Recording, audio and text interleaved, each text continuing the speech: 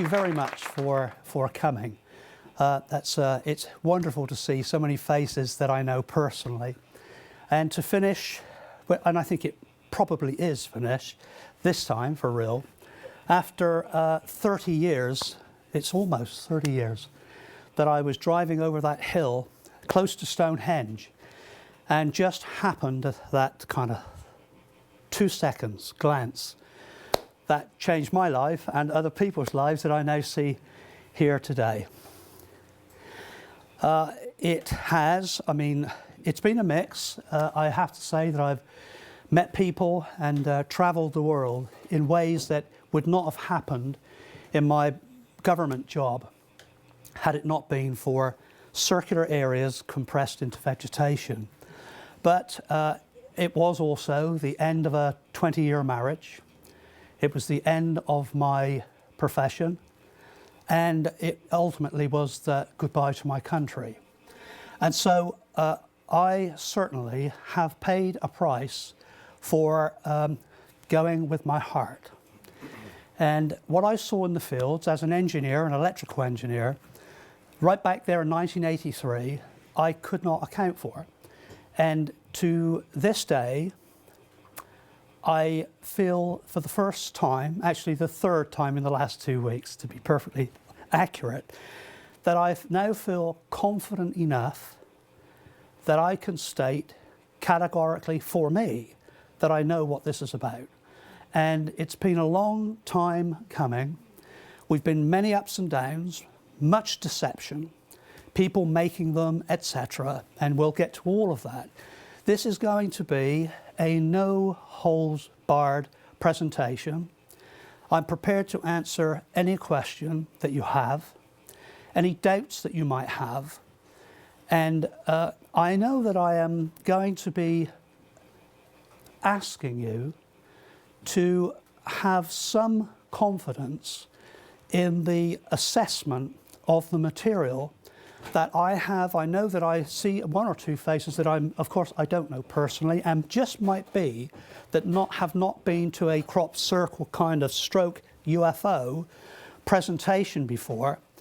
That let me just say that I have worked with some of the best minds.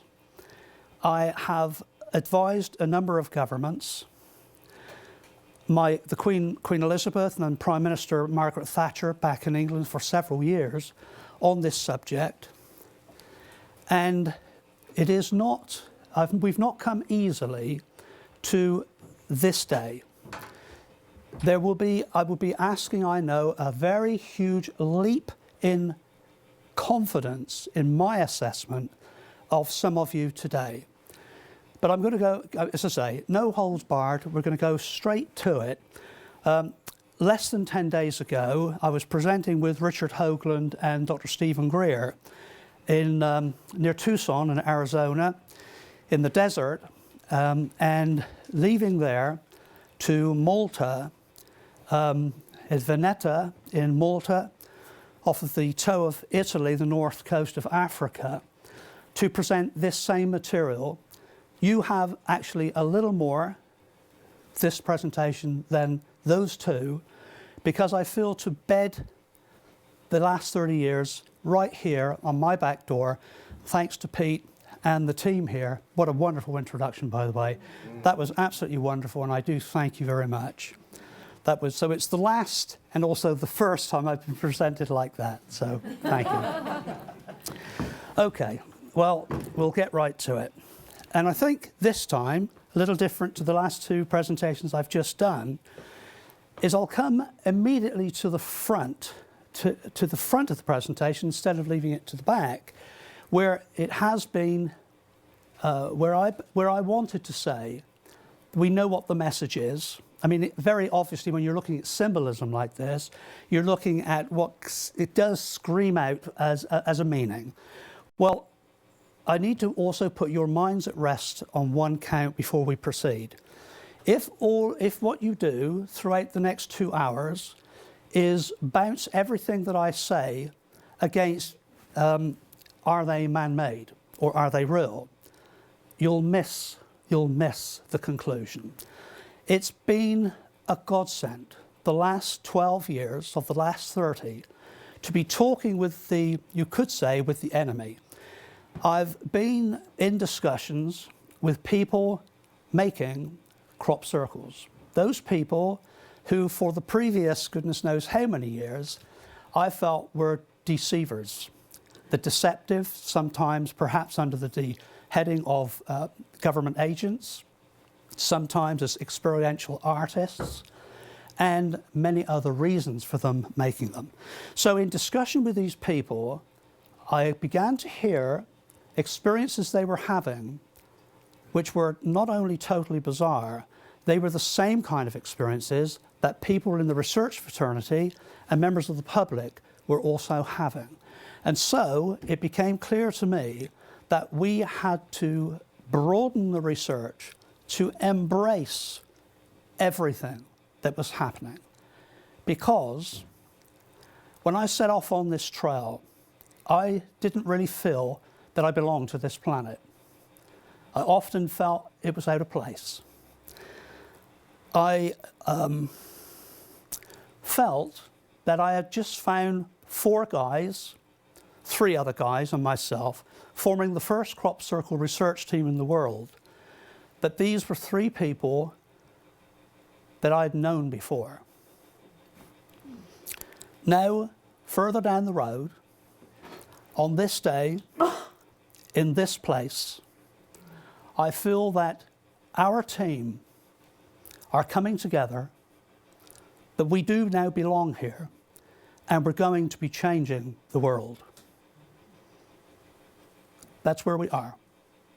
We are at the crossroads. The planet, we and all life forms recognize it. We have no more spinning of the wheels, no more time to be grey. This is a time for black and white to be ourselves and to step up to the plate. So at the end, I'm going to go through a lot of material now, and so feel very comfortable. Try, if we can, there's a lot of people packed in, so doing our best to make sure you see what's on the screen, because it isn't me that's of any significance here. It's what's going to be on the screen. These are not the earlier books. The first book that kind of allowed me to say to hell with my whole-time profession was Circular Evidence, which was a big international best-selling book in 1989, which really allowed me to make the decision, which I don't know whether I do or do not regret. But anyway, my profession's a long time behind me, and we're here today together. So 2012 was written by Cynthia, my wife, and I together. We were asked to write it. This is something that's very bizarre. It's happened too in just relatively recent times. We didn't ask to write that. We were asked to write it. It came in as a matter of somebody saying, we think that you have the context, we think you know the people, we think you have what it takes to put that out fairly without the concerns that the movie 2012 produced, which was frankly scary and frightening to everybody on the planet. So we did our best with that, and that's what that book represents. The Akashic Records, you could probably substitute the words for consciousness, and that really is the study that I'm involved in now, and I wish probably for the rest of my life to dedicate my time to understanding human consciousness, that connects us to everything else, because we're going somewhere. We need a new home, and we're on the way. And so the Akashic Record really is about that. We thoroughly enjoyed writing it, and it's more of who we are in that book. Crop Circle Signs of Contact was brought out to coincide, not specifically so, but it happened to come out alongside the movie, which I did advise on, the Mel Gibson movie, Signs. And so that came out at the time. This is a book that I had never planned to write, but that I was forced to write, Government Circles. And I say forced because when I decided 5 years ago to take a step back, to get some energy back in, I was traveling like 3 countries a week roughly to convey the information to people who wanted to hear. And the British government decided that even though I had been very involved with them, their departments and their government, that they were going to rewrite history. Well, history is very important. And what they decided to do was that even though I'd been telling the public through television and radio and occasions like this, that they were monitoring, that is the Ministry of Defence, the police force in southern England, were monitoring this phenomenon. And that I was, as I've told you, advising Prime Minister Thatcher's cabinet and the royal family. Well, they decided they were going to rewrite this, and that was not so. It was not, in other words, I was lying. So they had Nick Pope, who was the former head of the UFO desk, UFO project from Ministry of Defence, wrote the government's official position, and that was they, first of all, were not monitoring. They had no interest. There was no national security implications for this phenomenon, and therefore it was not so. The royal family were not interested, etc., etc., etc. Well, I read this, and it was very alarming to me because they were about to release the first batch of secret UFO documents, and if this was the calibre of their truthfulness, then what were we going to be seeing? So I stepped forward and said, Nick, who I know, I used to attend meetings with this guy when he was in the position, at his MOD position in London. I used to fly from here with other people to meetings with the MOD and this guy. So I said, Nick, this has got to be put right. And if it is not put right, I will release documents I have to put it right. And it was 2 years. They failed to move on it. After all, who was Colin Andrews? And so I prepared to write this book. I opened a new website and I put the first documents online. These were personal letters to the Queen, to the Duke of Edinburgh, to Margaret Thatcher. These were people who nobody could question and doubt, whose signatures were on the papers in my possession over the top of this hill here in North Guildford. And so I started to stream it out. And what happened was that it was all online. I got a phone call from Great Britain threatening me that one particular document must be removed immediately from this presentation and from the last 4 or 5 presentations, including the one major one that I was doing then in Washington, D.C. last summer. And failure to do so would cost me more than I could ever pay. And so what I did was I left the website up, I published this book, and withdrew one document. That document I am prepared to discuss all of the surroundings to it today, if you want to go there.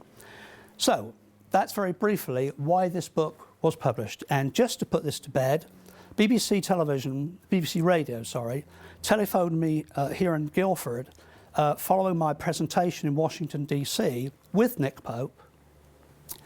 And unbeknownst to he or I, invited us on air live. Nick was on the programme, and they invited me on to join him for the second half of the programme. And I accepted and went on, and they were asking Nick about what the official position was, etc., etc. And they said, we have somebody on the line now who has a different point of view. So I came on, and on air, and it's on my website for anybody to hear if they want to hear it.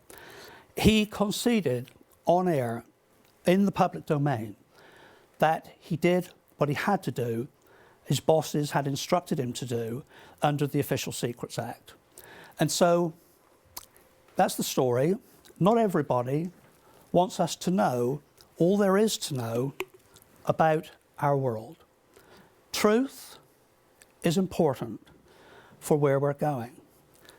And so, as I move off onto the very first slide, I would just like to say that the message is this. You'll see this coming through consistently, that we are at the end of a very large cycle. The Mayans were absolutely on with this, right on target. These guys were astronomers and astrologers together, combined, saw the future in a very accurate fashion. Now, this is not a presentation about 2012, but it could just as easily be so, that we are transitioning into a new period for humanity, it isn't just simply that it will happen, it is available to us to embrace and to move forward with certain criteria in place. We're looking now and being demanded of us that we have a coherence of love, a coherence of respect, of truth and integrity. And nobody, no government, no religion, no secret society must hold back and make it anything different. This is the time.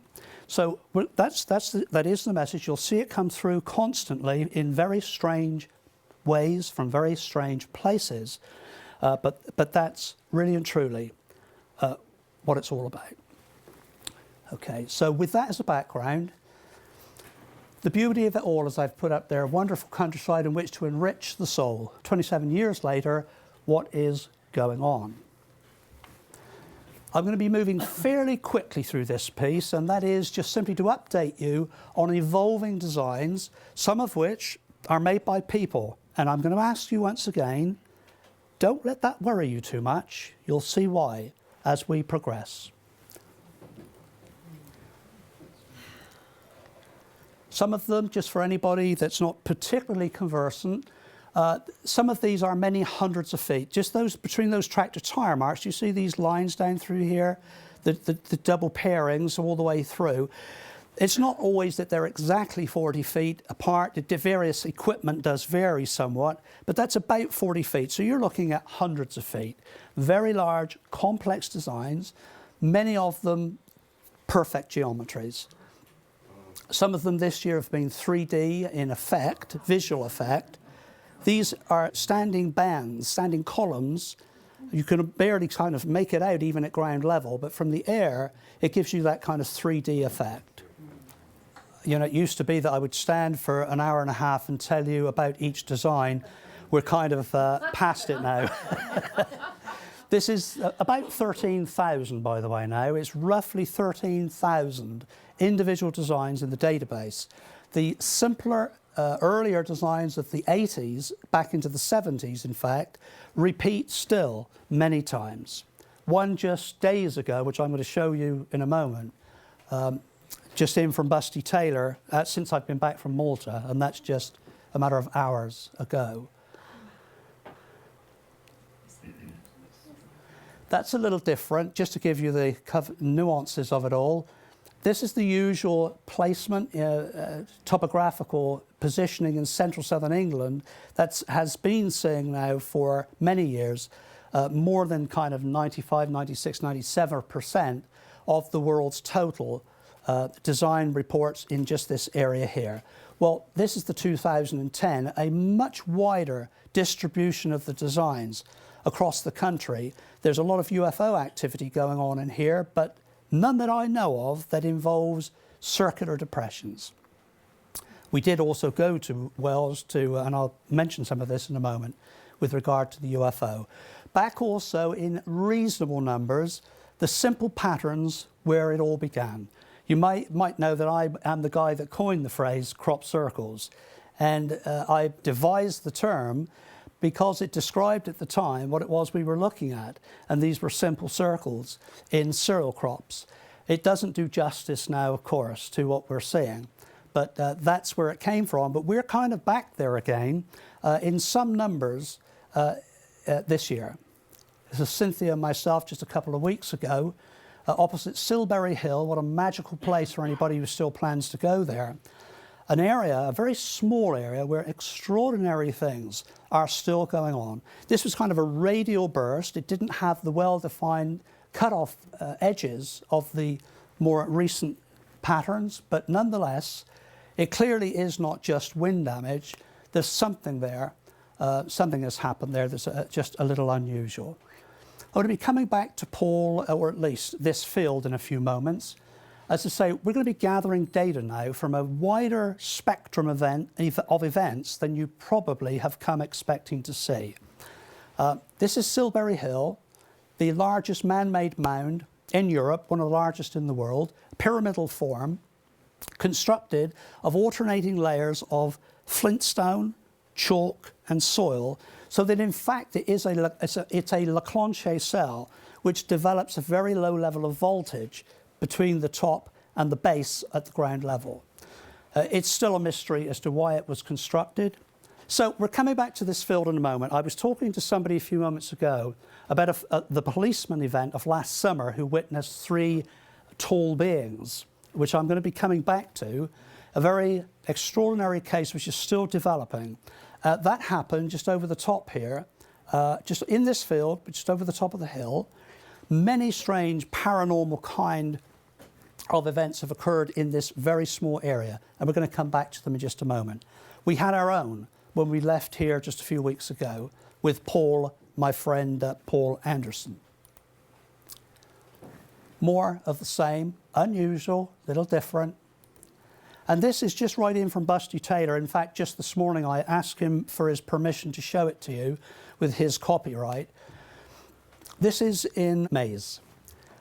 It's about 4 feet, getting on to 5 feet tall. It's a substantial plant which doesn't bend or break easily, and certainly you cannot manipulate it, play around with it, make circles in it without leaving substantial signs. This is in a virgin field. That, incidentally, is sampling. You can forget that. Coincidental that it is alongside, it's true. I have pursued what this is all about, and it's not in the equation. That was cut out by a farmer. They test it every so often. But this is a latticed, like a basket weave. It has been seen in the plants in cereal crops before, just here, and the 5 satellites. Just to show you that the kind of thing that you see there now is kind of like everybody's involved. It's a carnival kind of circus atmosphere where you can, these are people, you know, with their dogs who want to make sure and find out whether the dogs feel anything. Then you'll have vicars, you'll have, you know, ministers, you've got dowsers, you've got it all, scientists and politicians. They're in here doing their own thing. Well, I lost my good mate, my first co-author, Pat Delgado, last year. Pat and I wrote the first book together, did the early research together. He was an electromechanical design engineer on the NASA and Mariner project, who passed away before we had finalised another series of tests on a sound which is emanating from some trees in an area which is of significance and importance to us. And so this is Pat Delgado's daughter, Jan, who is a chip off the old block. We were recording the sounds inside this particular crop design. And as usual, we're doing a little bit of dowsing here. This is a couple of weeks ago. The military show up to do their little thing. This is the army, and they're, of course, taking photographs of us taking photographs. And, but they're not interested in any of it, of course. Another one over the top of us in this design. And just very quickly, although it meant a lot to me, and I think it did to the family, I wanted to plant a tree for Pat on his favourite golf club in England. And once it had been planted for us, and there's a little plaque there for him, we made sure that the sound was still emanating. This is it's ultrasound. It's the same frequencies that are used by the dolphins and by the US naval submarines, emanating from some of these trees in this area. And I say emanating, it's not as if you can hear it coming from the trees. It's the frequency from a probe that's pushed into the tree and in the ground that equates to that frequency. And we'll come back to that too. It's all part and parcel of a document I was instructed not to show you. And so, getting the negative side out of the way quickly, this is, I believe, quite important. Something's going on, something's been triggered in the, you could say, in the social infrastructure that ties us together, that allows us to be who we are on a day-to-day basis. The economy was triggered into collapse as the population is by 2012 into 7 billion, can't sustain the resources, etc. Same situation. The religions are now coming into head-on collision course, and you can go on down through the pack, and it's no different. It's in every subject, it's almost in every marriage, it's in a personal level. We are being forced in front of a hall of mirrors. This is the time where the skeletons have to be seen, recognised, acknowledged, and most importantly, remedied. This is that time. And so in the crop circle phenomenon, it is no different. In the subject of the crop circles and the UFO, of which I am part because of the connection, it is no different. In Great Britain this year, the friction between what I would call the truth seekers, people who will stop at nothing for the truth. That's what we all deserve. But the friction is there because there is also an inner group, as there is in all subjects, that are, I could say, and it's not going to be my business to name people, it's not what I'm about. I'm just coming to the problem, that's all. There is a myth-making. There is a need, perhaps for financial reason, perhaps for egotistical reasons, to promote something which is not true.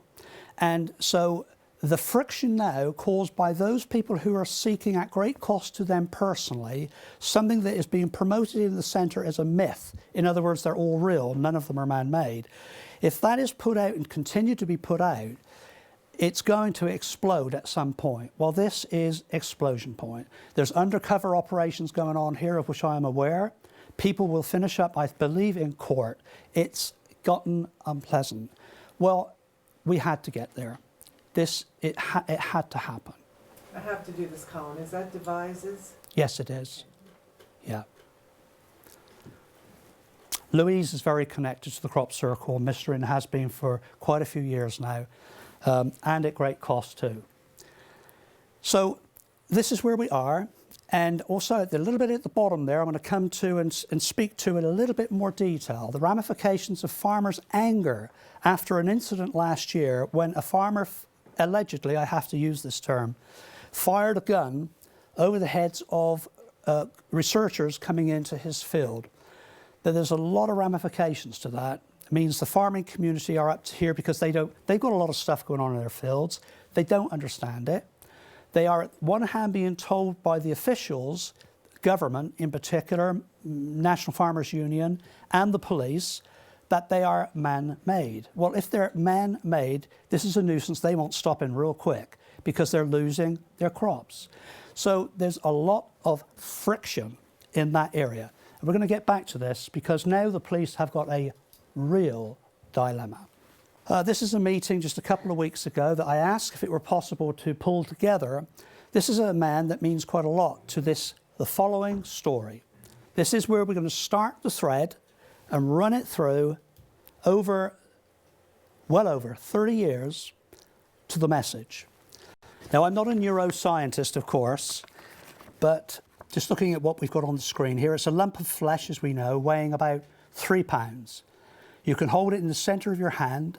It can contemplate the vastness of interstellar space, the meaning of infinity, ask questions about its own existence, and the nature of God.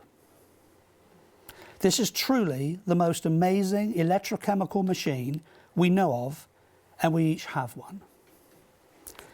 It's made up of neurons, estimated 100 billion in an adult human brain, almost as many as, this is my sarcasm, as many dollars as the bank stole from us in the era we are leaving. Sorry, had to say it. Each neuron makes between 1,000 to 10,000 contacts with other neurons in the brain. Based upon this, it has been calculated that the number of permutations and combinations of brain activity exceeds the number of elemental particles in the universe. Well, this is where it kind of starts to get interesting. When I stretch out to touch that microphone, my motor neurons fire. when you watch me, move to squeeze that microphone, you have a virtual reality by a subset of mirror neurons that also fire. The only difference between you and me is that when I squeeze that microphone, I get an auto feedback system that tells my neurons that by the sensory systems in my skin, embedded in my skin, that it's me that's doing this. And so the only thing that separates us in that process is, between you and me, is my skin. And so this is the beginning, the very beginning, that pipeline that feeds us to a place where we can soon be certain that consciousness is not owned by an individual. It's not an individual consciousness, but that the subset, those mirror neurons that are contacting each other subset of about 20% in the brain, also contacting other subsets in other people, is the collective consciousness. So you'll begin to see where I think this comes together in a cohesive, shared environment with another species of another mind, that we are, I believe, on a journey somewhere from the beginning to another part of the universe with another mind. This is humanity and another mind, a higher mind. We are spiritual beings. Just happen to be having a human experience at this time. So the neurons, I think, is the real key, and you'll see how this plays some very, very strange tricks, appear to be that, with us on our way through this trip now, this turret. I showed you just a short time ago Paul Anderson, a friend of mine in that simple circle, opposite Silbury Hill. Well, 29th July, Cynthia and I said goodbye to Paul, and you didn't see in that photograph was his family were there too. He had joined us from his work. He came down in one vehicle. His wife with the two boys came down in a second, and we had a hired vehicle parked alongside. Now, Louise and others here will know, who have visited Silbury Hill, that mound that was behind him. This is a very fast stretch of road. It's awfully fast. It's a small road, but fast. It's a major highway. It's a short stretch, straight stretch, in which there's a bend here and a bend coming in and out. And the guys at night appear on that straight stretch out of nowhere. They come round the bend there, round the bend here, and you've got moments at about 70 miles an hour. Well, what happened was this. Paul left, said goodbye, headed off. Cynthia and I got in our car. We drove around his wife, who was still parked here, and a very momentary distraction was she, I'm not blaming her for this, but it was nonetheless a distraction. She honked her horn just to say bye. Well, I was halfway across the road at night, 11 o'clock-ish, dark, headlights straight at me. And in that moment of time, in saying bye, I had not a clue whether I was in America or England. I know it kind of sounds funny, but I didn't know which side of the road I should go. And I was in a position of about a second or a second and a half decision. Should I steer right and hit this car head on, or left and hit it head on? I just simply did not know. And I thought we were goners. But as this happened, and I was in that place of thinking, that's it. Lights right at us, the wheel was wrenched out of my hand. It was literally, it was just like that. The vehicle came left, and these vehicles went straight past my mirror on the right-hand side. And so the choice, whatever did that, was the right one. I said to Cynthia, and my friends here that have had heard this, because I can barely stop talking about it. I tell you, for miles and for days, I kept saying to Cynthia, as it happened, you saved us. You saved us.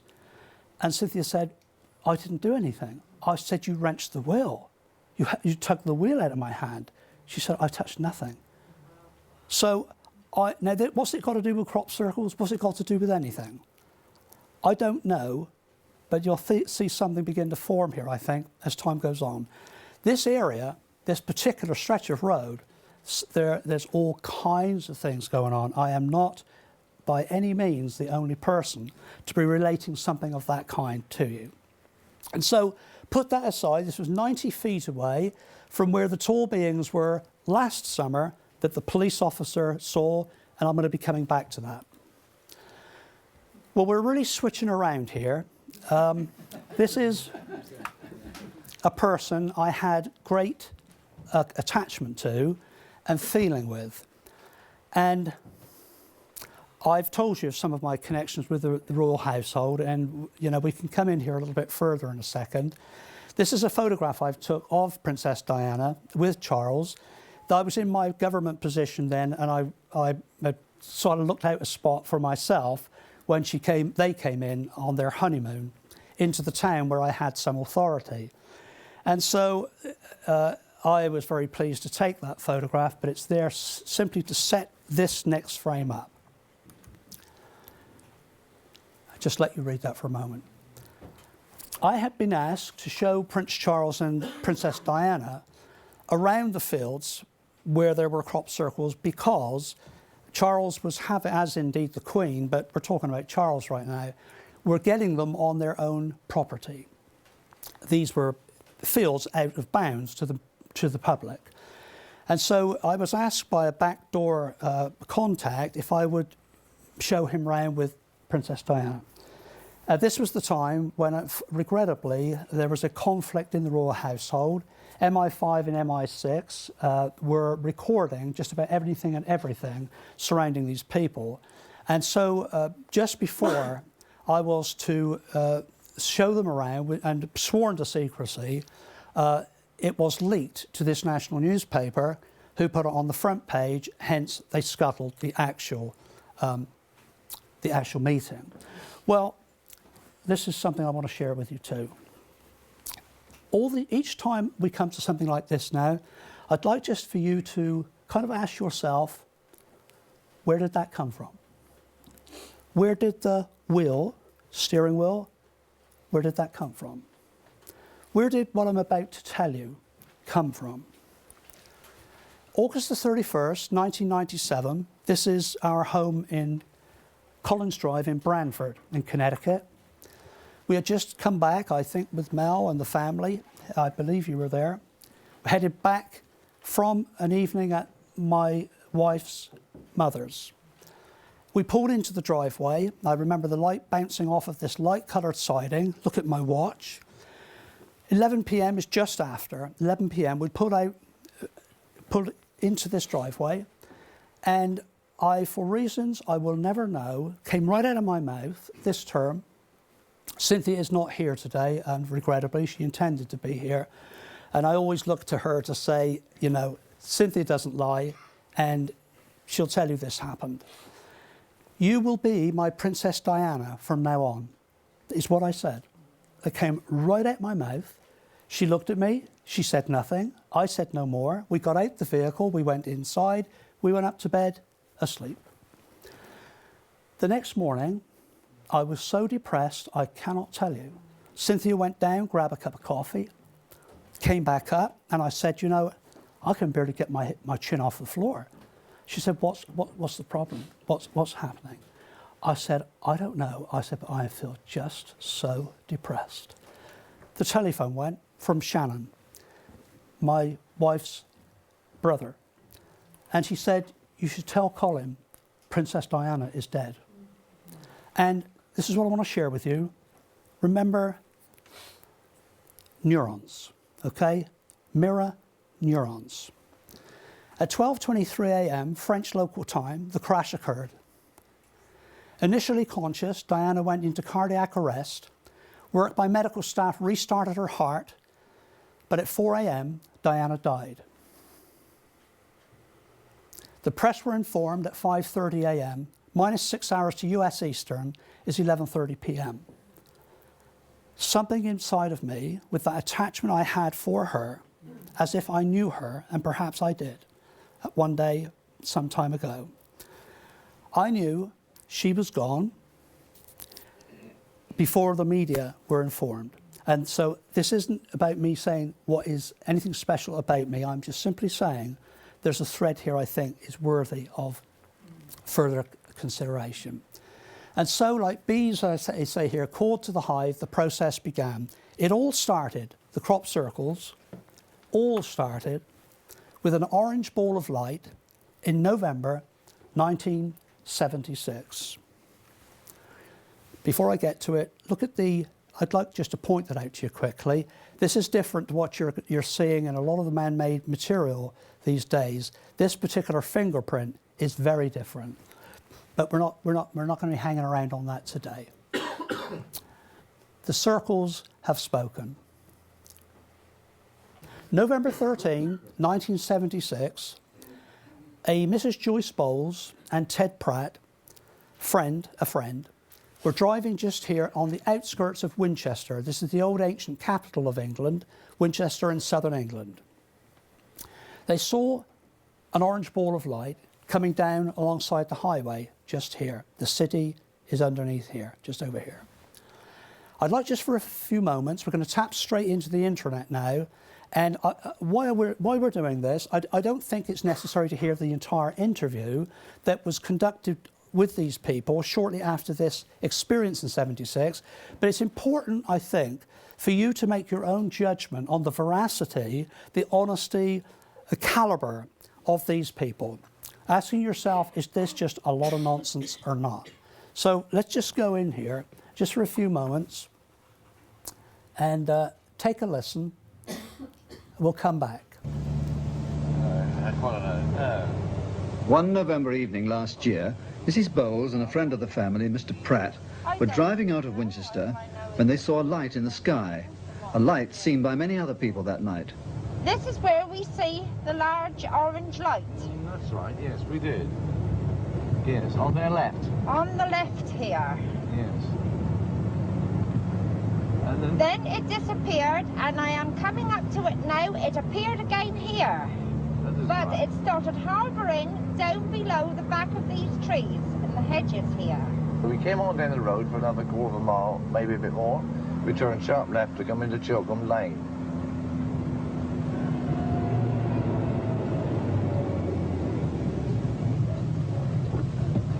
It's a bad bend, isn't it? Going down this lane, and we were doing about 20 mile an hour, maybe 20, 25 mile an hour. Done about 70 yards down, all of a sudden this car suddenly went crazy. It just leapt off the road to the right, and the engine started to rev. We hit the grass verge, which is a very wide grass verge, about 15 yards wide, and we were heading towards a high hedge. So I grabbed the steering wheel as Mrs. Bowles was fighting with it, and suddenly the car straightened itself.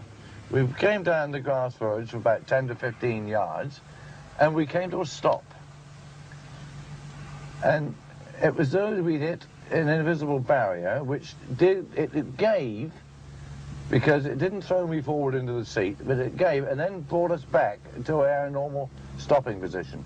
That was when we see... Well, then sorry, yes? That was when we see what I shall say a cigar-shaped object hovering in front of us. Inside were three figures. Yes, they had like a cockpit in the cabin was in the front of the cigar-shaped thing, and was lit up, but not glowingly lit up. It was a very easy light to look at. It was hovering. It had either steam or vapour coming out like gas jets. Then I see one of these figures get out of this thing, this object, and it started walking across towards me. Yes, it was. Now, as it was walking across towards me, I heard a whistle. Which I didn't hear. It's like a whistling kettle starting to whistle. Now, he had on like a boiler suit, but it was with a polar neck collar. He had a seam down on his right-hand side. As he walked across, he come to my window. He put his arm on the roof of my car and looked in. Now, he was a tall man, roughly 6'1", 6'2". He had pink eyes, which were very piercing. He had sideboards and a beard which met. He looked in at me, then he looked at Ted. After looking at Ted, he looked at my dashboard. And as he was looking at the dashboard, my car engine started up. Now the car ignition keys was turned off. And as the engine started up of my car, my headlights were 4 times powerful than what they normally are. It was just like a glow of white. I see a movement of this figure. Oh, by the way. Sorry to kind of just break it there. You're actually going to miss no part of this because you'll see how it comes together in a few moments. A little while after that, just a matter of days later, over here, they had another experience. This time, there was about a 2-hour missing period of time, and they found themselves driving on the south coast, some miles away, near the English Channel. But whilst they had this experience, they both remember very clearly that inside of a very bright white light, they were shown something like this. I had a discussion just last week with Richard Hoagland down in Arizona. There's a very similar case that he is aware of, where in this case, it looks like a star map, but Ted Pratt, the guy that you heard there, kind of gestured to these tall beings, what is this? And with some kind of energy, it was kind of almost annoyance, according to both of them, as if they were expected to know what it was. They said this, and this is going to play out I think, quite significantly here now. Look at the patterns on here. And what they said was, this is our field. This is our field. This is right back 1976. Well, this becomes really rather important. That was 1976, and this was the first event. 1977, the first crop circle. Simple circle, as is seen inside of this white light. And in successive years, each of the designs shown, the simple one with a single ring appeared here, with 2 rings appeared here, and many others. The first pictogram ever to appear on planet Earth appeared right next to the first simple circle, this time 2 connected by a straight line, right there in 1990.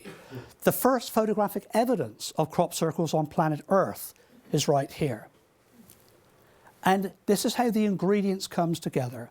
Now remember, we're now looking at people who deceive, people who have had a UFO experience, people who research them, all now being attracted to the beehive, the honeybees in the center, their field. This is our field. Even the guys, the Doug and Dave, the 2 elderly senior citizens who told the world in 1991 that they had made crop circles, if you might remember, they frequented this pub alongside our field. Pat Delgado lived up here, I lived up here, Terence Meaden lived over here, and Busty Taylor just a matter of a couple of 100 yards away from me. So the ingredients, you could say, the stage was set in our field. It gets stranger.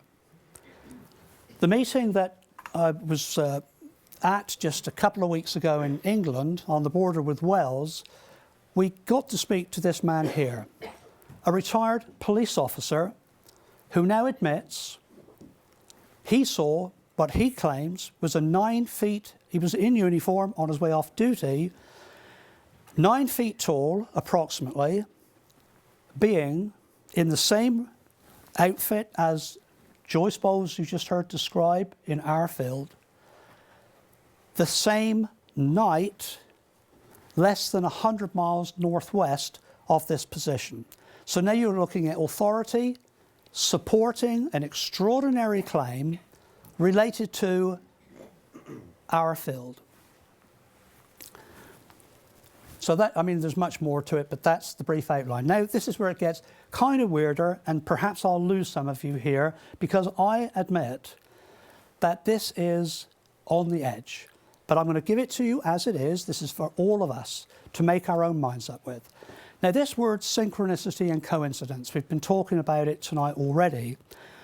I was sat in my home at that time, in my first marriage, with my very first tape recorder.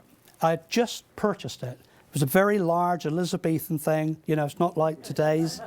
It was like this, hence that.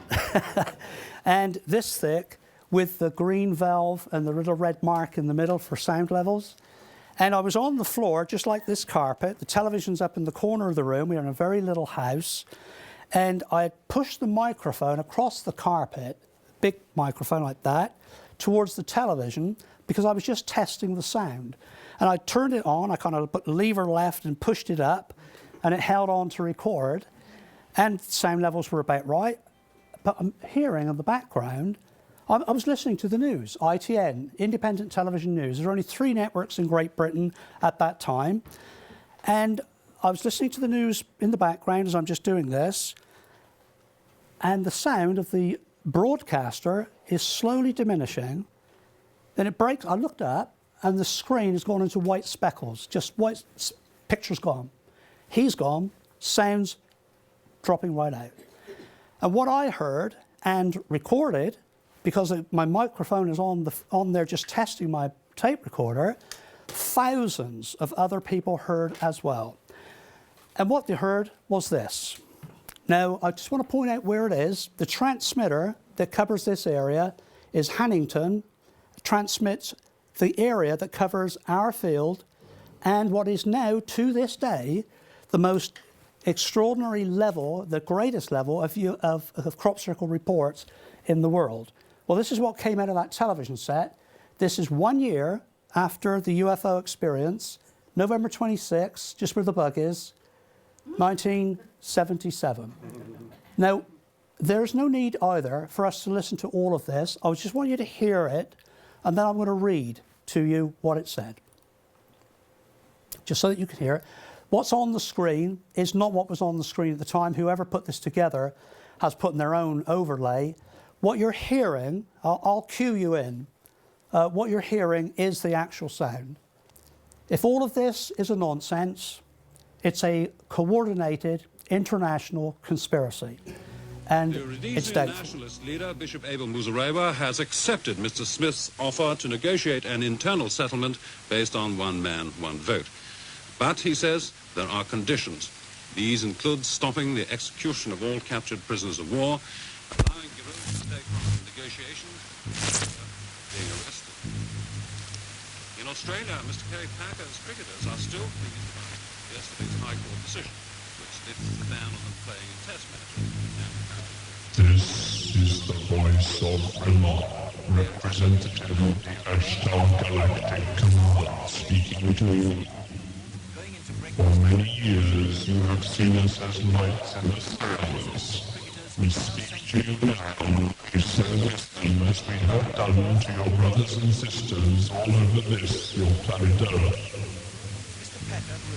We come to warn you of the destiny of your race and your world, so that you may communicate to your fellow beings the course you must take to avoid the disaster which threatens your world and the beings on other worlds around you. This is in order that you may share in the great awakening as the planet passes into the new age of Aquarius. The new age can be a time of great peace and evolution for your race, but only your rulers are made aware of the evil forces that can overshadow their judgments. Be still now, and listen, for your chance may not come again. All your weapons of evil must be removed. The time for conflict is now past, and the race of which you are a part may proceed to the higher stages of its evolution, if you show yourselves worthy to do this. You have but a short time to learn to live together in peace and goodwill. Small groups all over the planet are learning this, and exist to pass on the light of the dawning new age to you all. I can well appreciate how this might kind of resonate with you. Let me just say that technically, this is not for that broadcast to be interfered with and overlaid by an extraneous frequency would first of all need to be extremely close to the transmitter, would have to be extremely high powered, and at the frequency or correlation of it, a harmonic of it, also.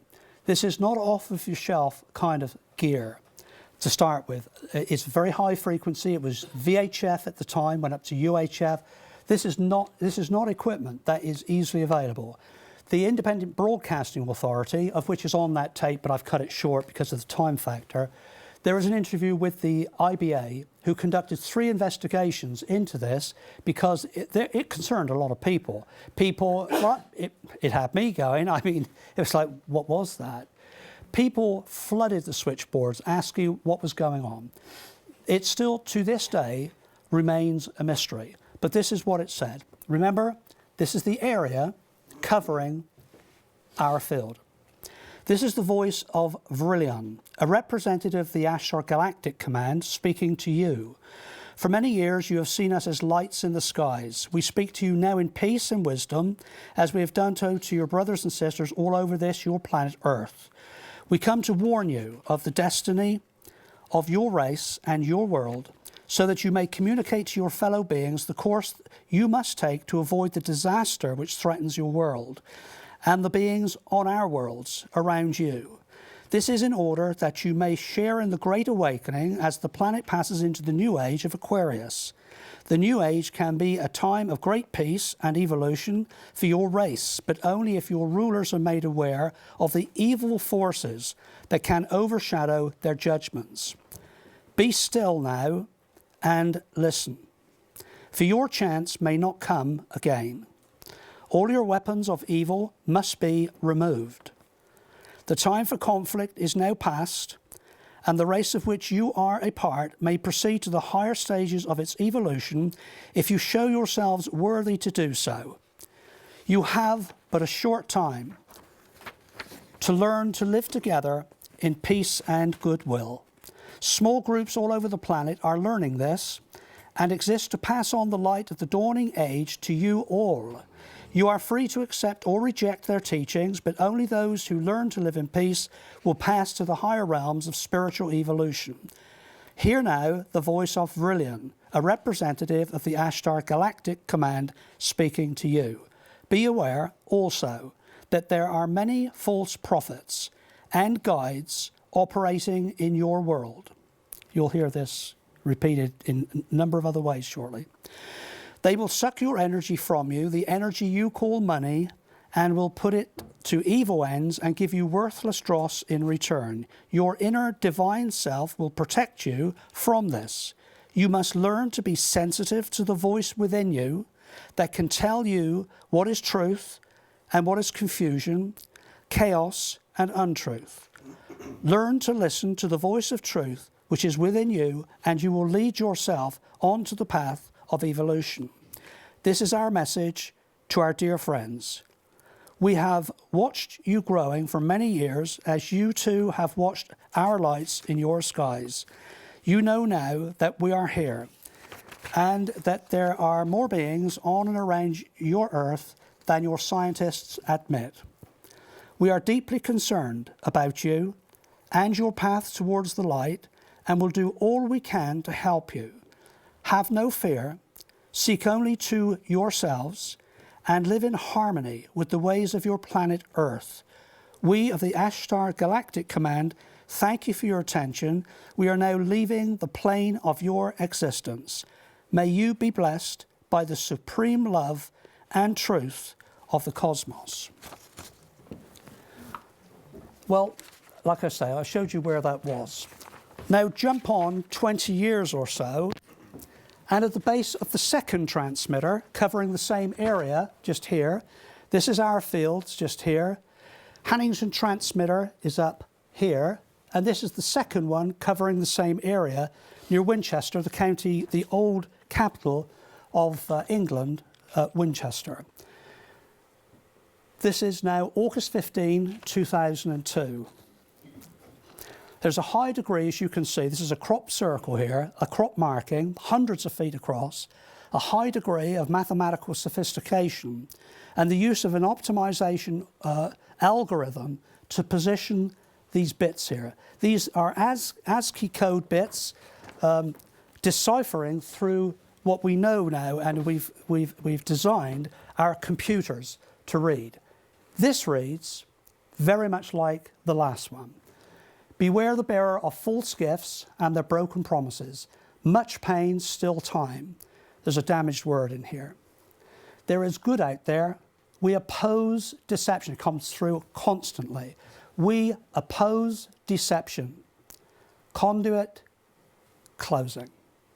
That's a bell sound, which is, we're done. We're out of here. You've had your warning. So we go on. Just to recap, 76, UFO event, this is our field. 77, the first crop circle, planet Earth, as far as we know. I can debate that with other possibilities, but we've got photographic evidence, hard evidence from the farming community here. First pictogram, as shown on the inside of this craft, or whatever we want to call it, here. The circles with rings, double rings, triple rings, here. Just here, Operation White Crow, a surveillance operation which I coordinated, which resulted in very bizarre sound recorded you're about to hear, and which was instrumental in the British government asking me to withdraw a document that you will not be allowed to see today. That was here. And it's something I'm about to talk about right here, 1986. So, I'll get there. Now remember, this was missed by so many people at the time, including myself. Two senior citizens, Doug Bauer, Dave Chorley, who I had the pleasure of meeting, who claim to have made the crop circle mystery, the phenomenon. They claim to have made those crop circles. Well, note very carefully what they said to my colleague. I was once a director of a television company with the BBC director John McNish. He and I were co-directors of that company. John went undercover after we did several television documentaries for BBC Television, got very involved in this subject, dug right in, very intrigued by it. He interviewed Doug and Dave and went undercover that they were not aware of, and became convinced that they did indeed make a lot of those early crop circles. So he put a documentary together.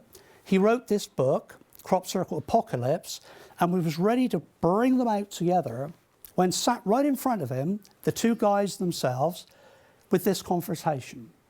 I can't explain it. Dave can't explain it either. But when we sit in the fields, we're sitting in the field and looking at the whole thing, that feeling comes through to us, that feeling of mystery, that feeling of, why are we here at all?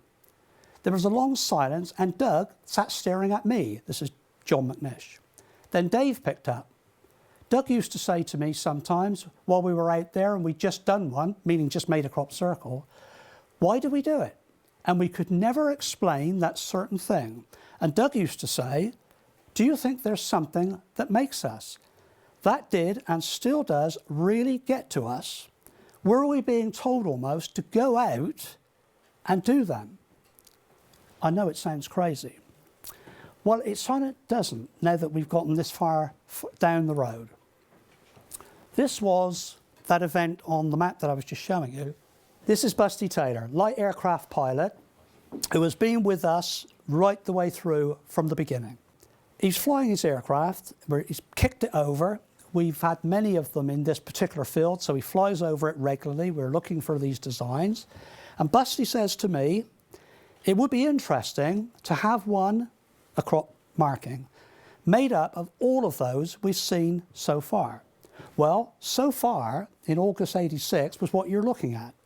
Simple circles, of which the first was down the road. 3 in a straight line. This is the one that started Pat Delgado. 5 forming a cross, that's the one that started me in 85, and the circle with a single ring alone. Well, I'm not making this stuff up. 24th of August, 86. Aircraft positioned where that cross is. Next day, over the road, there's the aircraft the day before, right there, across the other side of the road, just exactly what he had said. Everything laid together. There it is. You can see it for yourself, forming one design. Just as we put this, for anybody who's got circular evidence, you will know that we made reference to this uncanny situation where we would be having our discussions. I can just relay very quickly one with Terence Meaden. He's a meteorologist, saying, well, you know, everything here complies with the law of angular momentum. If you've got a simple circle swirled clockwise, if you get a ring around it, it's swirled anti-clockwise, it's in balance, much like we see in meteorology, until the very day we said it. And in the field next door, the next day, was exactly the opposite, as if it was saying, oh no, it ain't that going to be that straightforward. And so this is the way it goes on. It's just like a part of you is listening to yourself. It really feels like that we are on this journey with more than one part of ourselves. So, 88, this is where it gets very personal for me. This is my dad. This was a circle with 2 rings, as you can see. Farmers reported it. We've gone out, investigated it, gone home. Well, I lived close to this. There it is down here. I was in a troubled marriage, which I've told you. And I lived here on the outskirts of the town of Andover. And I was alone, and I put my hands together, and I focused upon that design. And in my head, I prayed to, I will say, God. This is still a mystery to me. For me, there is a higher force, and we can call it, and I respect, we can call it and believe it to be God, and other, I believe, other high forms. And so I was praying to God for this design, and what I said in my head, and you only have me to believe, is this design as close to my home, it was in 2 parts, this design as close to my home as possible. That was the circle with 2 rings you saw my dad in. This is the field closest to my home. There's the boundary that's all short grass for another 2.5 miles. That appeared that night. Exactly what I had visualized in the field closest to my home as possible. I did not make this, and I've communicated what happened to me to nobody. And the farmer who, as you can see, was harvesting here, Jeff Smith, he's appeared on a number of television documentaries about this, Unsolved Mysteries being one that comes to mind, can vouch. He was driving his combine harvester, knowing about this, suddenly sees that. Gave us 2 hours to do the research. This aircraft was up and over. I'm taking the photograph in Busty Taylor's aircraft less than 2 hours later. That was the design, and that is the closest field to my home. Now, once again, we can say coincidence. Well, this is where it gets very, very touchy for the royal family in Great Britain. This is a photograph taken by an authority who, in the British Parliament, the British people were told, as I have also mentioned to you, does not exist. In other words, the police were not monitoring, Ministry of Defence are not monitoring involved. Well, this is Hampshire Police's own photograph, and this car down here with a guy on a phone is me talking to the police aircraft that was caught out of Leon surveillance place on the south coast. So at that time, that was a function and a cooperation that I was receiving from the police in Great Britain and other Minister of Defence operational facilities.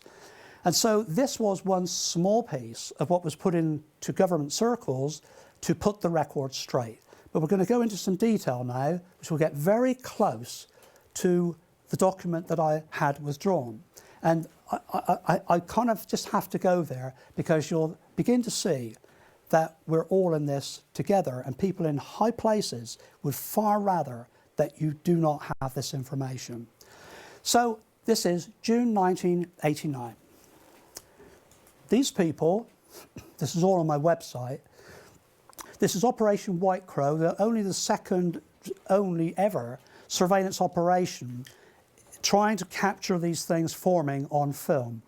So we were set up with some good equipment, sophisticated equipment, weather station on site.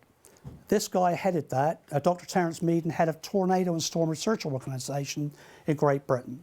Busty is here, Don Tursley, George Wingfield, who has got many contacts inside the British government, and other people that I can't put in there, and Ron Jones. Well, as I say, this does deserve to be a much, much longer piece, but I just for now want to hone in to George Wingfield and his brief statement here.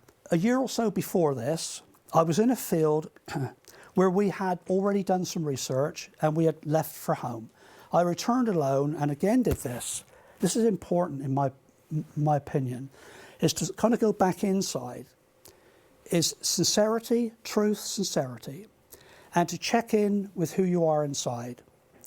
And I said, please give me a clue what's happening here. This is not here, this is a year before.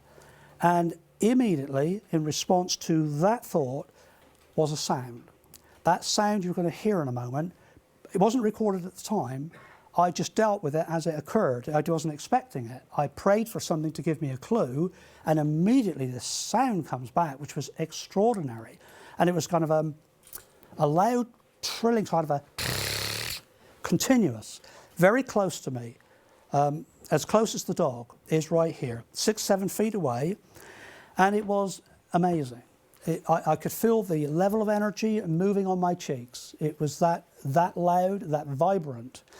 Well, come back now forward a year, we're here and we were meditating together. Some of these are real scientific types, didn't feel real comfortable with the meditating process. Some people don't. But then nonetheless, we were there. We're around in a circle and we're meditating. And suddenly the sound showed up. This time it's going round and round and round us, just in a stereophonic kind of effect. You could hear exactly where it was, going round and round and round, and then it stopped.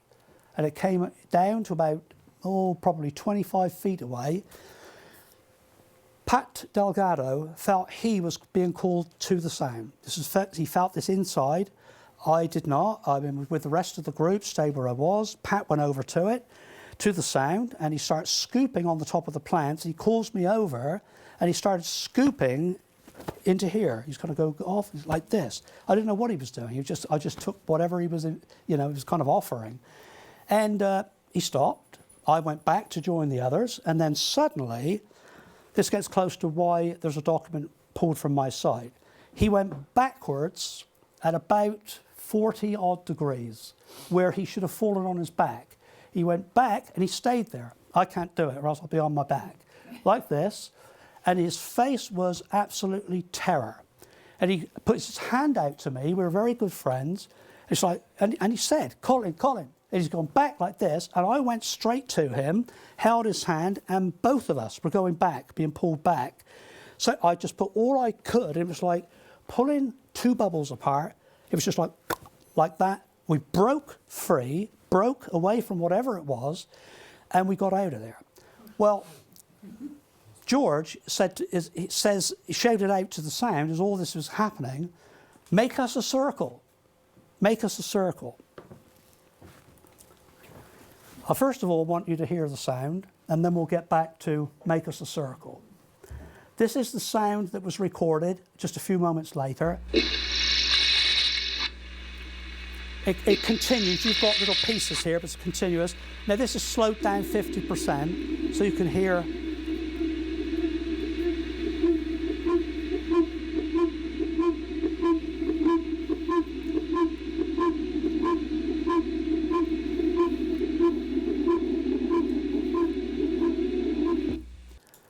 That's 5.2, 5.4, kilohertz in audible frequency, which has shown up now on a number of occasions within 0.2 of the same frequency, you'll see. Over the hill the next day, official Hampshire police photographs, they actually had a ground unit come to our control facility and told us that over the top of the hill where we were, there was a new circle with a ring. And that's their photographs taken of this circle with a ring, which appeared to have responded to George's request. This was the headline, British newspapers shortly after, July '89, UFO blasts television crew from Circle of Corn. Well, now this is very similar, but it's also got extraordinarily fringe edges to it. I had just finished my interview with a sound much like this. I've got a lead stuck on the back of me here, and that was very similar, it's identical, to an interview we were doing for BBC Television for another programme. I had finished my interview, came to the edge of the circle, a large circle, this one here, over here. TV crew there, got a camera, it's got a big boom going up. Into the circle goes Pat Delgado for his interview. And as he's set up, he's on air, they've just kind of brought him in, it's being filmed for a later television segment. Suddenly I can hear the sound. And, you know, once heard, never forgotten, you've just heard it. This shrilling sound is coming out of the headset of the sound guy, just as Dan is back there now with his headset on.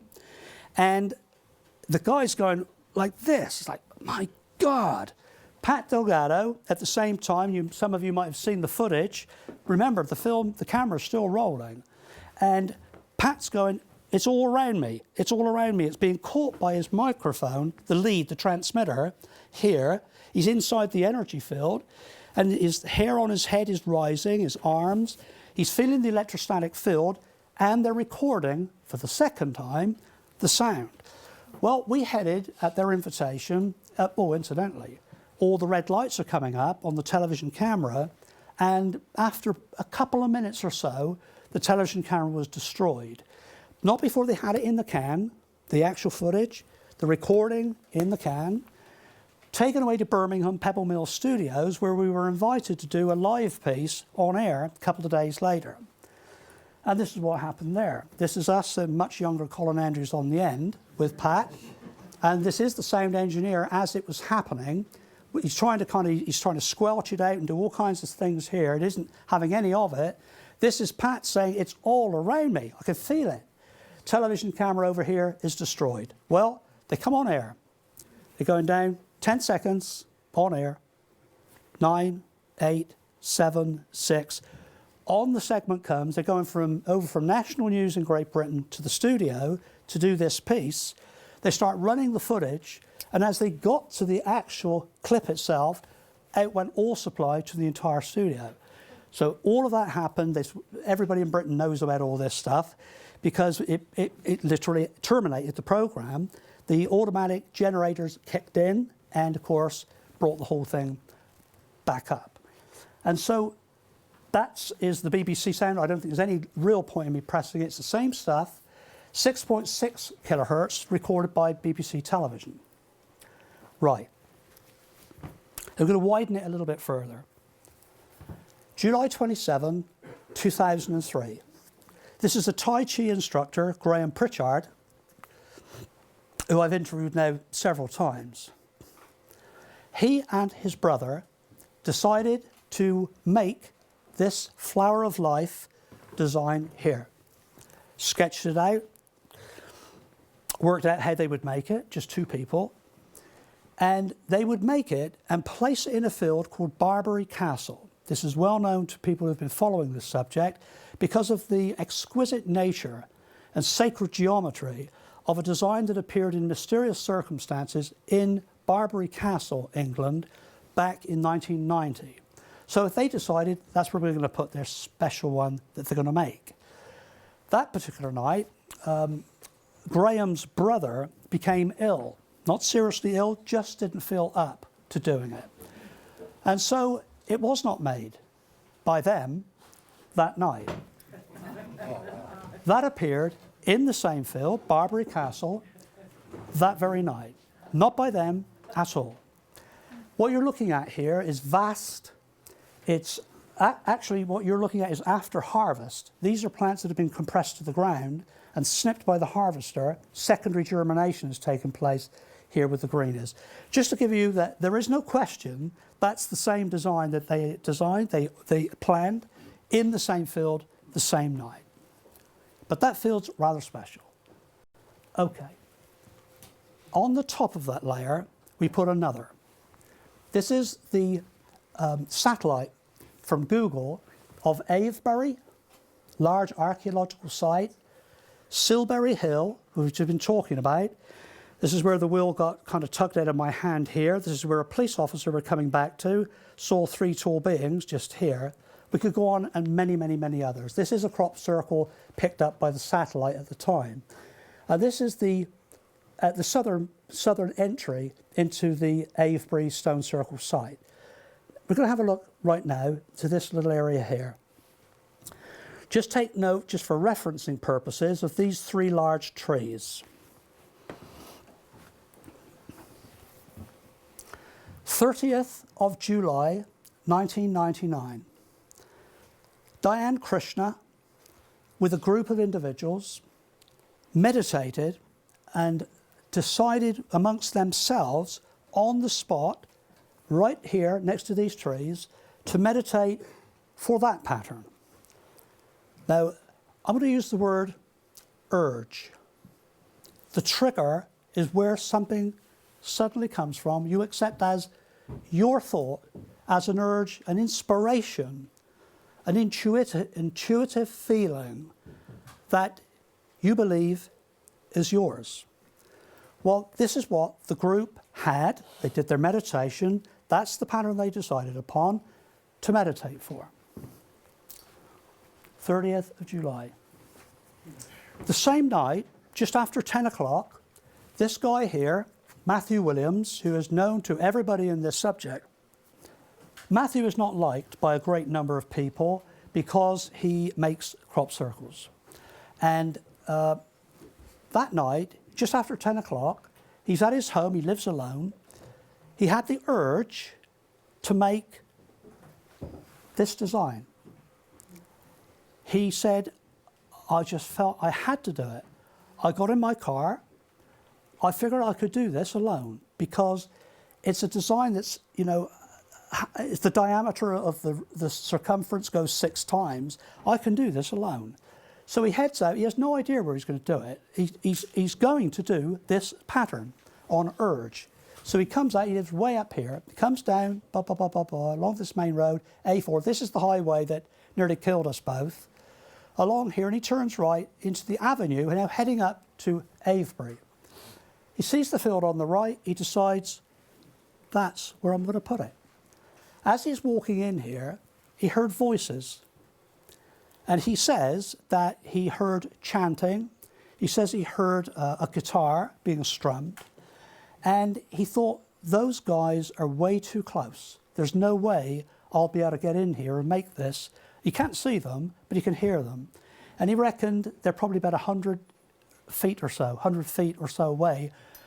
I can't do it. So he stood and he did a process, which he says he does all the time when he makes crop circles, and he felt he would be invisible.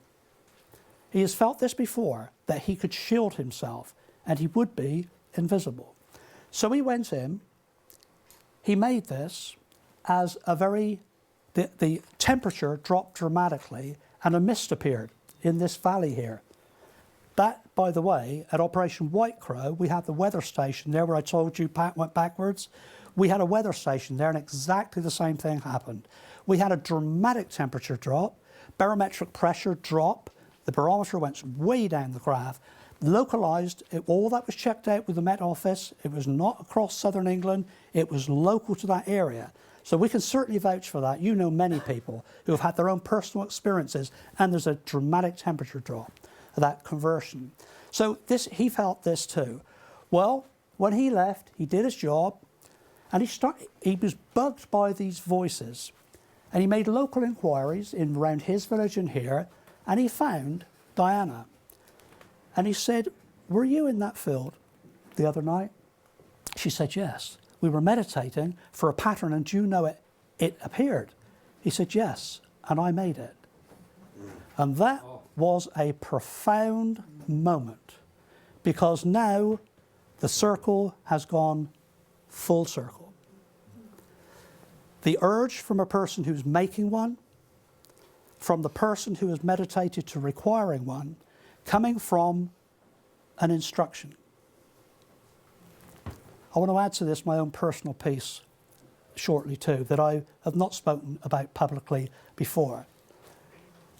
And so that right there is the completion of a full circle. I just, 10 days ago, left Arizona with this guy, Dr. Steven Greer. I don't know how many of you are conversant with Steven Greer. He really was the guy that started the Disclosure Project, trying to encourage the United States government to release its UFO documents. Well, it's well on the road now. It's well on the way. Whether it will actually happen truthfully, we will have to wait and see.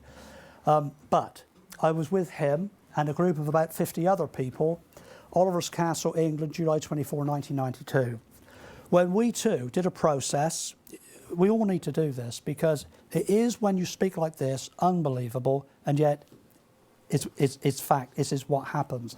We did a meditation under his guidance. He has a process that he works on, which he calls vectoring into this position a contact with extraterrestrial species. That's what he claims he can do. Well, I was with him on this particular occasion, and what we all did, and I'll just speak for myself, independently, with nobody trying to maneuver my thinking at all, we went into quiet space. And then at the end of this space, at this time, which was probably 20 minutes, he said, does everybody have a pattern in their minds that they would like to vector this thing into position with? I, for myself, yes, I had an equilateral triangle. And so did every other person there. Different varieties, straight lines, circles, different combinations of an equilateral triangle. And it appeared that night within sight right there. Ever since then, of course, this is the CSETI logo based upon that. There was a UFO experience within a few hours, which was kind of relatively minor, but nonetheless it was very strange. There was low cloud, stratus cloud, and half of this group, this is about 50 people, all intermingled. It wasn't like a group there and over there. We were intermingled, 50 people. And through the cloud, at speed, came this diffusion, a ball of light that was in the cloud at speed, coming through like this. From where I was stood, it was like from over there, up like this, and when it got directly overhead, it split two ways, like that. It just boom, boom, out. What I saw was a white, as bright and as white as these lights here, diffused, breaking two ways. Half of the people saw what I saw. The other half, for reasons I can't explain, I don't know of anybody yet who can, we're wired differently. Half of us are wired different to the other half, I think. It has to be that way, because the other half swear that it was as red as that right there. That cherry red, that light there. I mean, that's very different. Bright white light, cherry red. And each of us are absolutely adamant. Same track, same event, two different colors. Frequency variation dependent upon who you are. So that's that story. Here's another one.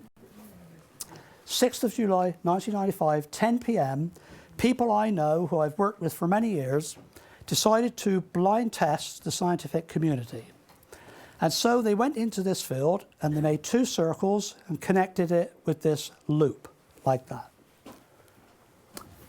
Well, 7th of July, I want to come to and fro on this a little bit. This circle here, this is not a swirled circle. This is an area, as this one is fragmented by this tractor tire mark, like something that kind of applied itself, that was scattered due to the line itself, the tractor tire mark. I don't know this. It's just simply that on the ground, you can see by the color of each plant that this is a circle, the same diameter as this one, but that is definitely broken up there. But there's two things to say. It forms, these two now have placed this man-made structure into a perfect equilateral triangle. This circle and this, the mean value of those two is this. Now, people have said to me, rightly so, but perhaps those were already there. Okay, well, the guys, first of all, who made it, were not aware of it. But if they were, then they too were primed to put this precisely with respect to those, forming a very important geometry. Or they weren't there before. I mean, you can have it either way, that they were not there and they formed with respect to this positioning that night. Whichever way it is, it still provides us with a very important piece of information. So here we now have the same equilateral triangle all coming out of two guys that are going to blind test the science. But that's what they got. Now, this is my own personal experience. Went on for 2 weeks, all except actually 2 nights. This, for anybody who may have seen it, but it goes way back in years, 1986, this happened. A movie was made of it and was transmitted in this country, even though I was then living in Great Britain. Gateway to the Unknown was the name of the movie, made as a result of what was happening in my house. What was happening was this. At 4:15, on the face of a clock, battery operated, has nothing to do with the grid system, and the alarms, the radar alarms, the low-level infrared alarms that activated, telling the police to come to my home automatically at 4:15 every night for 2 weeks, bar 2, only stopping after I have a British patent for the activation system that's up in the corner of the room that actually gives the auto dial to the police to come to your home because a person's in your house, right? I mean, all it does is it separates the thermal effect of a heat bubble coming off of a radiator or the AC creating some localized effect, and it kind of susses this out electronically to say, no, this is a human being moving across that room. And so the police are called automatically. And I look at this and I was, for 2 weeks, my first wife was at the end of her tether. My daughter was being woken, my neighbours were being woken, and the police were being called. This was not anything I could possibly keep to myself. It's very widely known in my town where I come from, all about what was happening here. I sat down, on the last time this happened, people say to me, well, why do you think it stopped? What was the message? Well, what I realised was it was always at 4:15. 4:15 communicated on the face of a clock. And I looked at the pins here. This is the pins that were placed in the map. This is a Japanese scientist who came over to look at it. This is my own map, putting different coloured pins each year where the crop circles were appearing. Just putting them in, and blind to the fact, because I'm looking at it every day, blind to the fact that they formed an equilateral triangle. And that equilateral triangle between these 3 ancient towns, this is our field right here. This is the UFO capital of the world, was then Warminster, and this is the old city of Wantage. All the pins, over all of the years, formed an equilateral triangle of 4:15, 4:15, which is 41.5 miles down each leg of an equilateral triangle. There was one piece of information only that was not communicated to me by looking at that map that night, which ended that whole sequence. They stopped, everything went back to normal, and we had normal sleep. One piece of information that did not come out of that came out of another extraordinary experience. Many of you in this room tonight know my wife, Cynthia, and who would have been here tonight had it not been for circumstances back home. We were asleep. We were not yet married. I was visiting the United States, and we were asleep in Susie's home, that is her mum's home, in Branford. Middle of the night, my eyes just opened just like that. It just simply, I can't remember. I don't think there was any dreams involved. I don't remember anything about a dream. It was just like my eyes are open and I couldn't move. The eyes are open and I had this extraordinary download of information. It's the only way I can describe it. I was given a video playback of all the pins going in year after year, forming the equilateral triangle, telling me that the baseline, center of the baseline, just where those plants and the chlorophyll, I should have told you that. Those two previous circles that appeared when the guys were wanting to check the science, those were not swirled circles. The chlorophyll, the green in the plant, had been removed to form an equilateral triangle. Well, the same thing, same arrangement right here is being given to me with my eyes open and I'm unable to move in the bed in Branford here. And what I'm also given is this baseline, half the base up to the apex, is an important ratio right there. Blew my mind when I looked on the map. I mean, this is after years, you could say, of sloppy research, going right bang through the centre of Stonehenge, right there, at 41.5 miles, forming, this is our field again, is right there. Now, there's a lot more to that. This went on for several minutes, and I just felt, I don't know whether you've ever had this experience, when you know that what you're getting, whether you're in the shower or whatever, wherever you are when these unique, extraordinary moments occur, it's like, you know this is so important and you dare not forget it. And yet, when it leaves you, you do. It's like, and this was like, God, I've got to get up and write this down.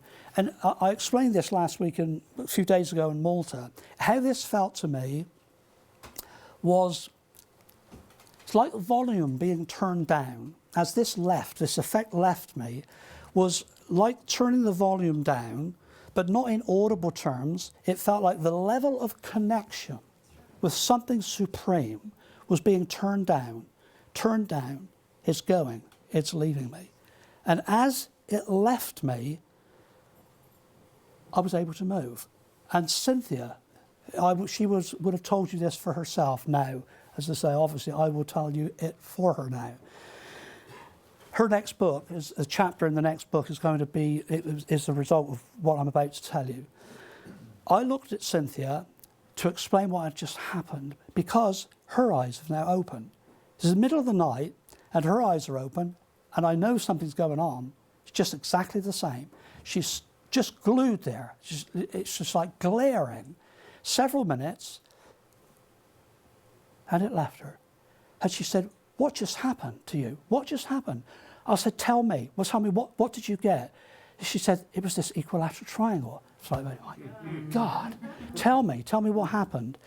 She said, it's important with regard to the placement of energy and healing in the human body. And she started doing this, and she was going,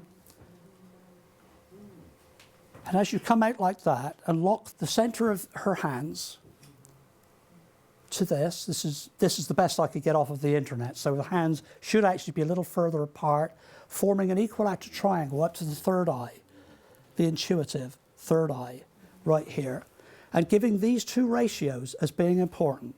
This is exactly what I just had seconds before, related to the placement of subtle energy, whether it is of the highest magnitude or of the most subtle creature, mind-like magnitude. The placement is important. And so that's what she got. The other was what I got. It's all the same thing. And that book just is what she is literally writing now. It's just gone into the autumn catalogue for next year. Obviously, it's going to be called Path of Energy, which was there's just one chapter inspired by what she was given about that. And so, just to say here now, what we're clearly looking at is an important geometry. This was a discussion I was having down there in Tucson a few days ago with Richard Hoagland and Steven Greer, when outside, unbeknownst to me completely, since the 29th up until the very day I was talking with these other two people, the same form was appearing in the sky over the top of Tucson in Arizona. The largest sighting, thousands, since the Phoenix Lights. You'll see it on the internet. was appearing in the skies overhead in the same form. And so the geometry, I think, is established as significant. Now then, this is the problem for those in power in society. So this is last year. This farmer, this is the problem, this is the challenge of the time that we're in now, head on. This farmer firing a gun over the heads of researchers coming in to research for the truth, being told that they're all made by people. So the police are in a position to having to enforce what the government line, that is the social engineering that's being done to control this whole thing. So here's the problem.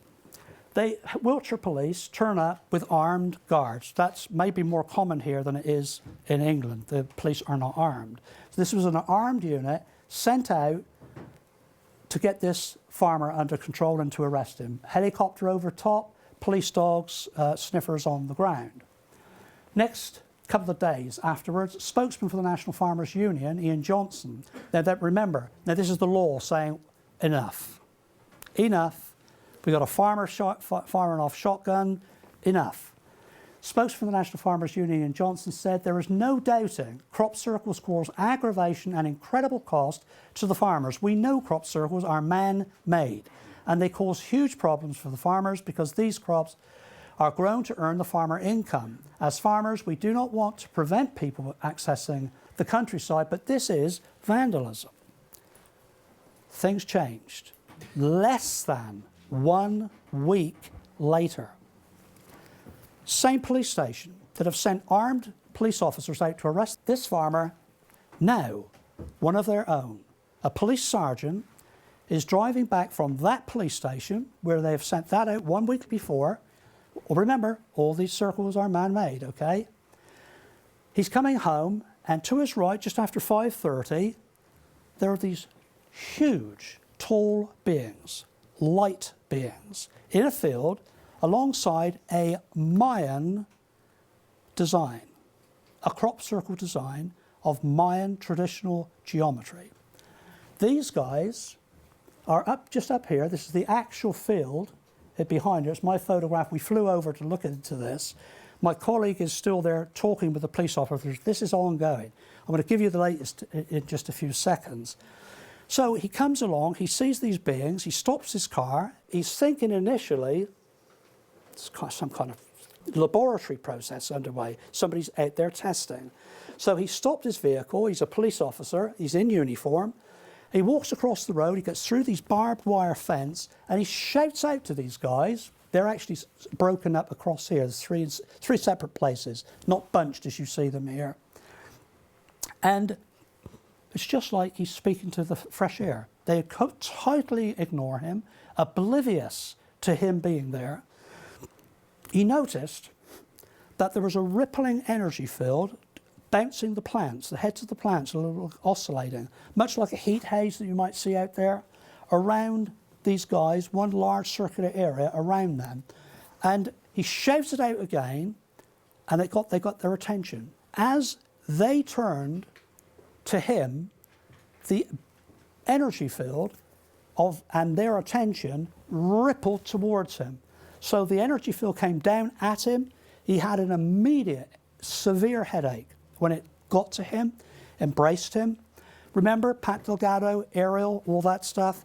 Lots of things connecting, but these guys are then, he's got their total attention, and he's shouting out to them, and he said, like leopards, they turned and they ran at speeds as unbelievable. Away up the hill, one had a wand-type device in which he was stroking through the plants as if he was testing something there. But when he shouts like this, they're moving in the opposite direction. And as they reached the top of this hill, just before going over the top, they melted away. Just simply melted away. Okay, well, this is, again, this is the actual field, the actual photograph taken from his perspective. He actually came through this barbed wire fence when they headed off up here. We flew over and This is the energy field at the top. Of course, it's artist's impression. And they melted, they just simply melted away here. One of these guys was in the standing crop. When we got over there, several days later, we found what we believe certainly was this track that was plants pushed over, and it heads to just simply like 2 or 3 plants, gone. Just as he said, just gone. Well, that's the other end of my mate Busty. He is the doer. This guy he's always the guy in the party who's the one who's doing the work. Busty is a good guy. And that's the Mayan design that these entities, tall beings, were close to. They were kind of just here. The police officer is continuing now. His life is completely upside down. This guy, I mean, as you can imagine, this boy has been believed, his word has spoken for putting people in prison. I mean, this guy is a solid, truthful police officer. And now his reality is shattered, completely shattered. A couple of months ago now, he and his wife were asleep, and he lives close to the town of Marlborough. And he will only converse with one person he knew is a researcher, one person who I'm working with. He won't talk to anybody else. He will not talk to me or anybody else.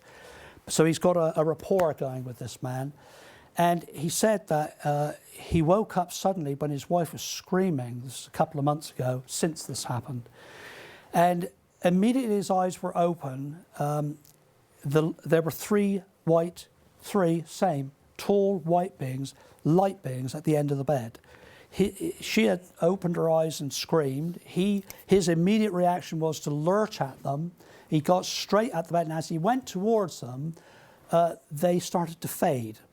And he says that over a minute before the light completely dissipated, but there was the outline, real form initially, and in the moment his gesture went to them, they started to fade out. And just over a minute before it faded right out, there's one bout of research of the carpet fibres has now been completed. They're going to run it again through another laboratory. But these fibres are not burnt, but they are scorched in 3 spots. And they've got a residue, bizarrely, of mercury in each of those locations, which are not in the controls of the remaining fibre. So for whatever that counts for, that's where it is. Right, I would like, just to kind of close us down here, 2012. Well, it hasn't been a lengthy study for me or for Cynthia. We were asked to write the Complete Idiot's Guide series for 2012. We did the best with the help of many native people, with scientists, with some NASA input, other people, to try and get the best we could to be fair, honest, without being scaring people. And I will say, I don't see his face here. I thought maybe there was a chance that a former FBI anti-terrorist officer would be here today, who we've gotten to know well, who is an amazing astrologer. And we had him with another astrologer I was with last week look at 2012 through astrology. And there's a number of things. First of all, we look at what the Mayans said, what they believe this cycle was all about. Separate that, look at what is actually happening right out there now, as our world is decoupling and falling apart. Bring that, take that over there. Look at the astrology and what it speaks to, which is extraordinary.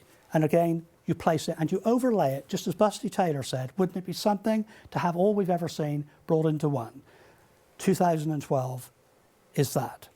There's a period here which is the transition, it would seem, from one cycle, a very long cycle, into another amazing period for humanity. But of course the big question is, we've got to get there first. And so as we transition into an amazing golden age, which is what the Mayans themselves said, we're looking at before the first Katun, that ends in the next new cycle, which is up to 2033, we have got to be in one place and a cohesive period of the best elements of humanity. So what we got here, right outside this window, we've got lots of alarming things going on. We've got solar cycle 24. NASA have already put out, as you might know, a number of governments have now received warnings for contingency arrangements to be made in case solar cycle 24 should exceed or be anywhere near what they think might be coming. The last cycle of 11 years in solar activity went into a very suspiciously low, quiet period. That does not bode well for where it's likely to go. And so this is something we've all got to think about, and I'd like to give you a scenario in a second. That situation is coming up right up here for 2012 into 2013 at its peak. Now this is just simply a good, bad global fitness health chart, which is really breaking down things that we depend upon for our survival. So population coming into 7 billion 2012. Climate change, the trend is there. Whether we're blaming Al Gore or not, we're in trouble. Human health, because of global warming, you've got a higher distribution of temperatures and all of the terrible diseases that go with it. I'm not going to hold on this. Economy, we already know, is in a terrible spin. And with all the experts really believing this is not over. We're into a false holding of the situation up into the next election, and then all hell will be let loose. Because you cannot generate any more than what's already been spent. Can we imagine what $1.25 trillion debt is? It's the largest in human history. Even the interest on it could not possibly be paid. And so we got a problem. That de-escalation, that running down to 0 point, as they're all going in there at the same time. Global warming now, it's now 9 out of the last 11 years, global temperatures hotter and higher than ever before. On record, that is. So all of that spells problem. Religious conflict is in there, and I don't want to hone on it. It's the astrologers in particular are very, very concerned about this. Very concerned about it. And that is the chart for the 2012, which is the finger of God. It's a very rare alignment, astrological alignment, but it is there. Right, if for those who might, as many have, just coming from Malta, some did, doubt the Mayan scholars. These guys were scholars. That is the sky at night, Guatemala, noon local time, December 21, 2012. If those guys knew that, then I'm prepared to listen to them, because that's what's out there at that time, Guatemala, that day. You can see what there is. There's Venus, Mercury, the Sun, Mars, Neptune, Uranus, the Moon on an arc across the sky with the winged horse between Polaris and the arc. So they knew something. This crop design, there's more thrown to this, at it, in research than any I've been involved in the last 30-odd years. We threw everything at this for fairly obvious reasons. That is the solar system. This appeared, is over 300 feet across, in a field where you've been listening to all evening, in our fields. The message consistent, as over television network frequency, as design in the fields at the Crabwood transmitter, and now at this design in our fields.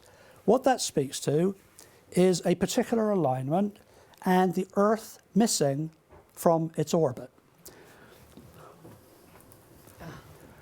This actually is a design that represents, just as the Mayans said, the end of the first Katun of the 5th Golden Age.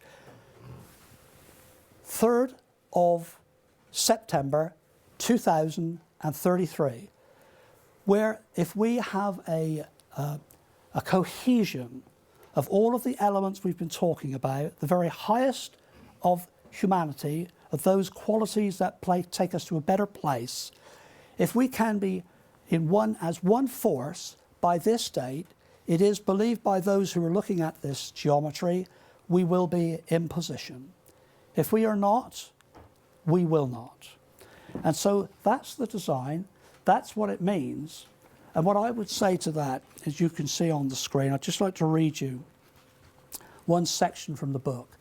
After I say, of course, this is just my own words, my own feeling, is that no government, religion, business, or non-visible form, another secret form, have the right to place conditions on the advancement of human consciousness and where truth must lead. Humanity will not experience a truly spiritual existence without that truth, love, and development of intuition as givens. Coherence, there's the word. Coherence is demanded for survival of our species and others on this planet. The circles themselves have spoken. To us, through us, this must be our defining moment.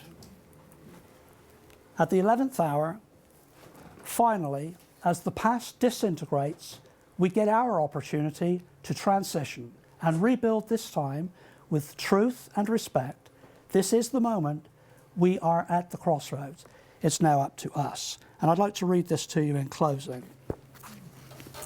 This comes from the book. It'll take me about 3 minutes to read. With Cynthia, I should say that. Our travels around the world and our discussions with the elders of many traditions, we have come across attitudes that repeat in all traditional cultures. I've got a man sat right here that knows a lot about this, Ellis. These are attitudes that can assist us all in the transition now underway. We are over the threshold. You will not be surprised. These 4 cornerstones are things every culture teaches. Respect for self, for others, for all life forms, for the planet itself, for the celestial bodies, for those we walk beside, for our ancestors, for our descendants. Gratitude. Everything is a gift. Nothing can be taken for granted. Not the fruits of the earth, not the ground we walk on, not the people we love, or the wealth we aspire to. However much we may deserve something, or however hard we've worked for it, what we have is a gift and can be taken at any moment, including life itself. Harmony and balance. The flow of life exists in rhythms in our harmonics. All things have their place. All people, all life forms, all events, both good and bad, have their place in the circle of life. To stay in harmony and balance requires taking no more than we need and giving back equal to what we use. Resonance with the cycles and flow brings great joy and gratitude. Interconnectedness, and I'll end with this. We are all one part of the same whole. What affects you affects me. What we do to the earth, we do to ourselves. That's it. Thank you.